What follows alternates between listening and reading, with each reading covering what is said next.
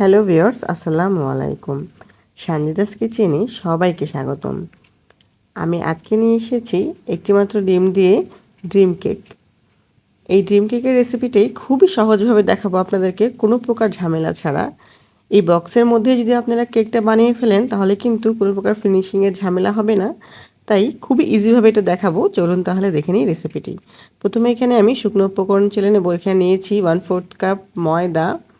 এখানে আমি হাফ চামচ কর্নফ্লাওয়ার নিয়েছি, হাফ চামচ একটু উঁচু করে দিয়েছি কোকো পাউডার, এখানে 1/4 টিস্পুন বেকিং পাউডার দিয়ে এটাকে আমি চেলে নেব।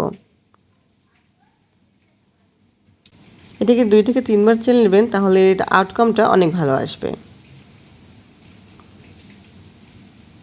এখানে আমি একটি ডিম নিয়েছি, এটাকে কুসুমটাকে আলাদা করে নেব। আর প্রথমে এই সাদা অংশটাকে একটু ফোম করে নেব। প্রথমে একটু ফোম করে নিলে হবে কি, ডিমটা চিনিটা খুব তাড়াতাড়ি গলে যাবে ও ফোমটা খুব ভালো আসবে। তো অবশ্যই প্রথমে সাদা অংশকে একটু ক্লাউডি ভাব করে নেবেন। তারপরে আমি এর মধ্যে দিব 1/4 কাপ চিনি।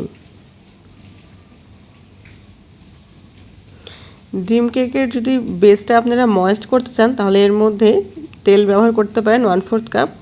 আমি এখানে এর বেসটাকে স্পঞ্জ কেকেরই রেখেছি, তাই আমি বেশি তেল ব্যবহার করব না। আমি 1 চামচ তেল ব্যবহার করব। যখন চিনিটা ভালোভাবে গলে যাবে বা ফোমটা রেডি হয়ে যাবে তখন এর মধ্যে আমি দিয়ে দিব কুসুম ও 1/4 টিস্পুন ইমালশন ও 1 টেবিল স্পুন তেল। আমি এখানে বেশি একটা তেল ব্যবহার করব না। আপনারা যদি ময়েস্ট বেজ করতে চান তাহলে এখানে তেল আরেকটু বেশি করে দিতে পারেন।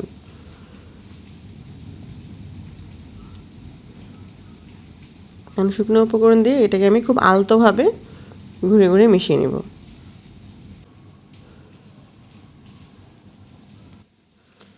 খুব এলোপাথারি এটাকে ঘোরানো যাবে না, আলতোভাবে একই সার্কুলার মোশনে এটাকে ঘুরিয়ে ঘুরিয়ে গুলিয়ে নিতে হবে।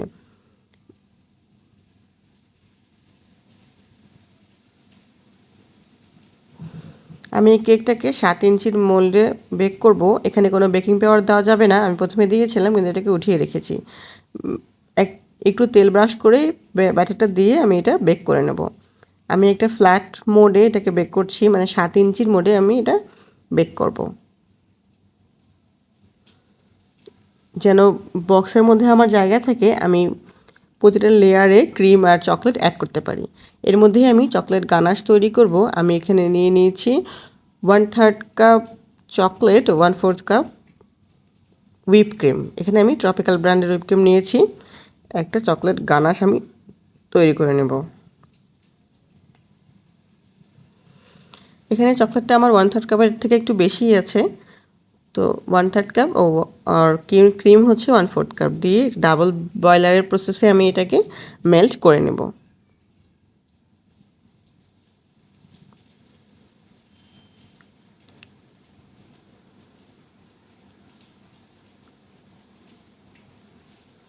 এখন আমি এখানে নিয়ে নিয়েছি 1/3 কাপ হুইপড ক্রিম। এটাকে আমি বিট করে নেব। এটা আমার বিট করা হয়ে গিয়েছে। এটা আসলে খুব পারফেক্টলি বিট না করলেও চলবে, যেহেতু এখানে আমার কোনো ফিনিশিংয়ের কাজ নেই, তাই এটা নর্মালভাবে বিট করলেও সমস্যা নেই। আপনারা হ্যান্ড উইক্স দিয়েও বিট করে নিতে পারবেন। এর মাঝেই আমার কেকটা কিন্তু বেকড হয়ে গিয়েছে। আমি কেকটা বের করে দেখাচ্ছি যে কেকটা কতটা সফট হয়েছে, দেখতেই পাচ্ছেন। সত্যি খুবই সফট হয়েছে কেকটা। এখন এর মধ্যেই আমি একটা মিল্ক সিরাপ বানিয়ে রেখেছি, এই মিল্ক সিরাপটা দিয়ে দেব। কেকটা যেন খুব বেশি আরও ময়েস্ট থাকে বা জুসি থাকে, তাই আমি এর মধ্যে মিল্ক সিরাপ দিয়ে দিচ্ছি। আপনারা ইচ্ছে করলে সুগার সিরাপও দিতে পারেন।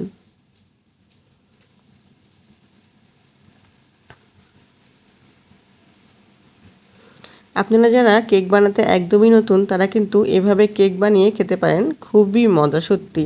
এখানে কোনো ফিনিশিংয়ের ঝামেলা নাই, কোনো ডিজাইন করতে হবে না, আর কেকের কোনো ধরনের সামগ্রীরও প্রয়োজন পড়বে না। এভাবে কেক বানিয়ে খেলে কিন্তু সত্যি অনেক মজা লাগে।